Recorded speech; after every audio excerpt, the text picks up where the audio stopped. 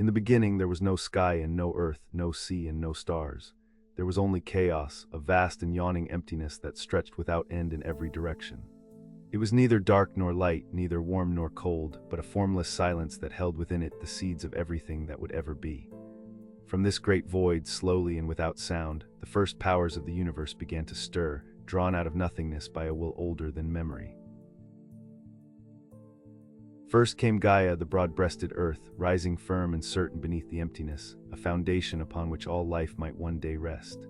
Then came Tartarus, the deep and gloomy abyss hidden far below the soil, a prison of shadow at the very bottom of the world.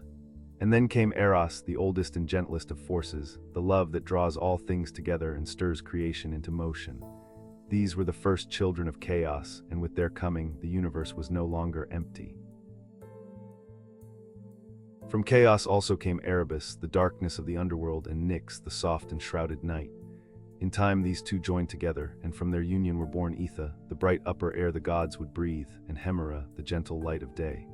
So the first rhythm of existence began, the slow turning of darkness into light and light back into darkness, the breathing of a world that had only just learned to live. Gaia the Earth did not wish to remain alone. From within herself she brought forth Uranus, the starry sky, and made him her equal in size, so that he might cover her completely on every side and become a home for the blessed ones to come.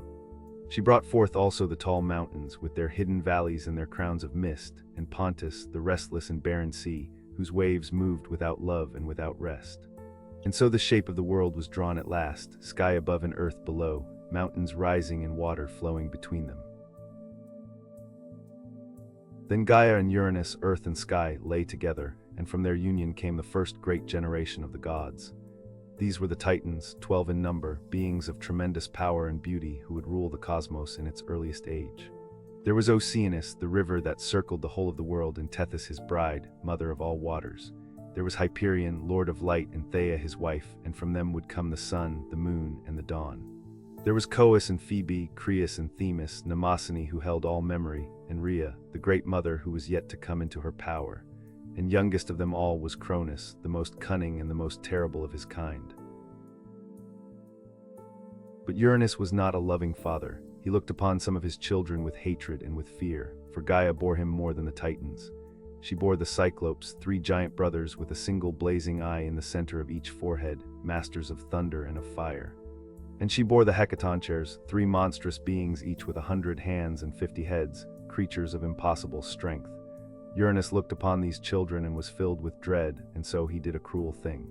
As soon as each was born, he pushed them back down into the hidden depths of Gaia, into the dark womb of the earth, and would not let them see the light. Gaia groaned beneath the weight of her imprisoned children, and her pain turned slowly into anger. She felt them trapped within her, crowded and suffering in the darkness, and she could not bear it. So deep in her grief she devised a plan. From within her own body she drew forth a great gray flint and shaped it into a mighty sickle, its edge curved and jagged like a row of teeth. Then she called her children, the Titans, and asked which of them was brave enough to punish their father for his cruelty. The others were afraid and held their silence, for the name of Uranus filled them with terror. But Cronus, the youngest and the boldest, stepped forward and said that he would do it.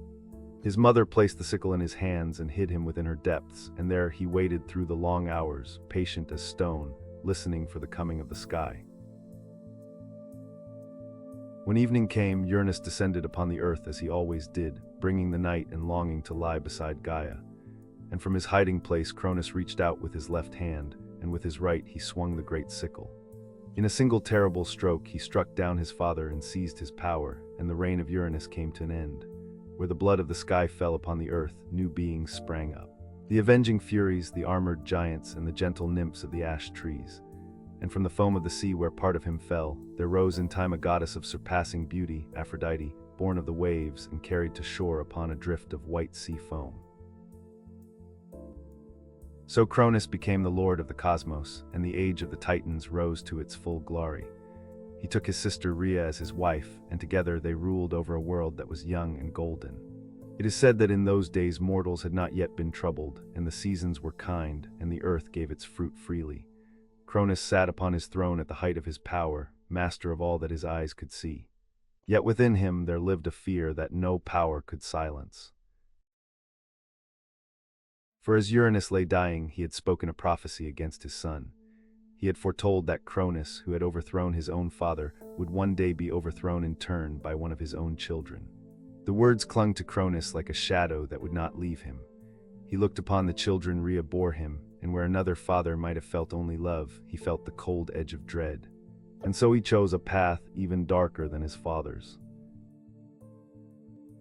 Each time Rhea gave birth, Cronus took the newborn child and swallowed it whole, sealing it within himself so that it could never grow to challenge him. One by one, his children vanished down into the darkness of his body. First Hestia, gentle goddess of the hearth, then Demeter, who would have ruled the harvest, then Hera and Hades and Poseidon. 5 children, swallowed and imprisoned, living yet entombed within their own father. And Rhea, watching her children disappear one after another, was filled with a grief beyond all bearing. When she found herself heavy with her 6th child, Rhea resolved that this one she would not lose. She went in secret to her parents, Gaia and Uranus, and begged them to help her save the child and to bring at last the punishment her husband deserved. They heard her and they sent her away to the island of Crete, to a hidden cave upon a wooded mountain, and there in the deep of night she gave birth to her youngest son. She named him Zeus. To deceive her husband, Rhea took a great stone and wrapped it carefully in swaddling clothes, cradling it as though it were a newborn babe.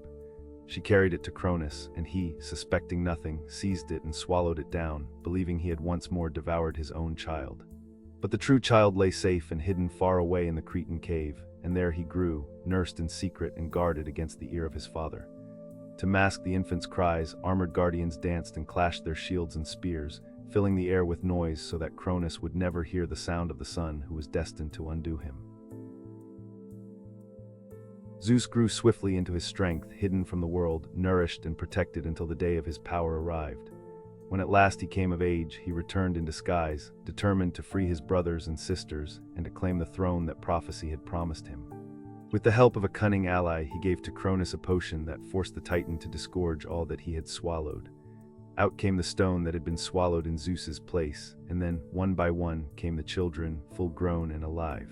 Poseidon and Hades, Hera, Demeter, and Hestia, delivered at last from their long imprisonment in the darkness.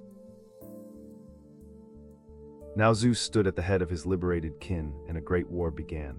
For 10 long years the young gods, the Olympians, battled against Cronus and the elder Titans, and the whole of creation shook with the fury of their struggle.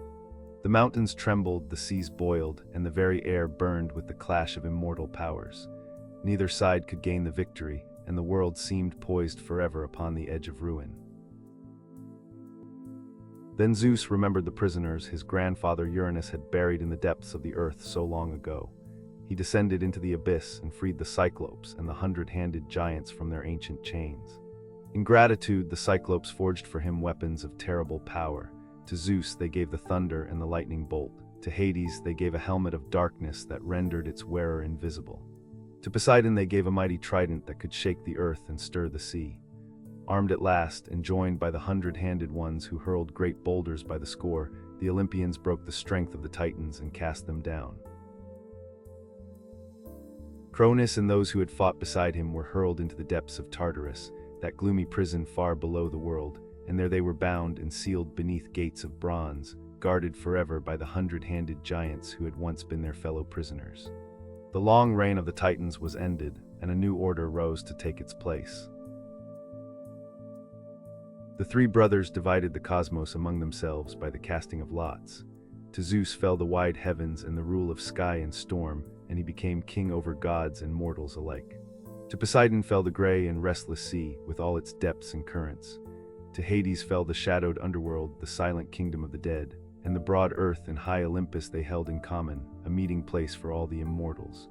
So the gods took their thrones upon the cloud-wreathed peak of Mount Olympus, where they would feast and quarrel and watch over the world below. And so the great story came full circle.